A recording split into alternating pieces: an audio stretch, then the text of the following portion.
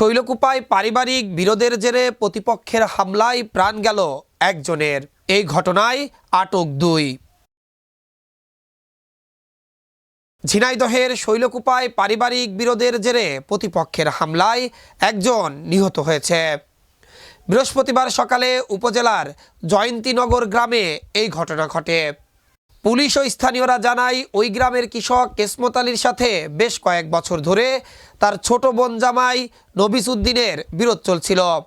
বৃহস্পতিবার সকালে নবিজ উদ্দিন ও কেসমত আলীর বাকবিতণ্ডা হয়। এরই এক পর্যায়ে নবিজ উদ্দিন ও তার পরিবারের লোকজন কেসমত আলীকে পিটিয়ে গুরুতর আহত করে। সেখান থেকে তাকে উদ্ধার করে ঝিনাইদহ সদর হাসপাতালে নিয়ে গেলে চিকিৎসক তাকে মৃত ঘোষণা করে।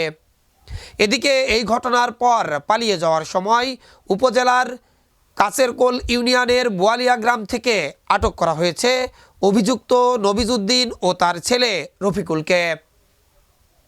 ছেলে মেয়ে শিশু বাল্য পড়াশোনা করছে, এর আমরা বিশ্বাস চাই। মারলো, মারার পরে মরে গেল, এর বিশ্বাস চাই আমরা। আব্বুর সাথে অনেকদিন যাবত হচ্ছে জমি নিয়ে ছিল, গ্যাঞ্জাম ছিল।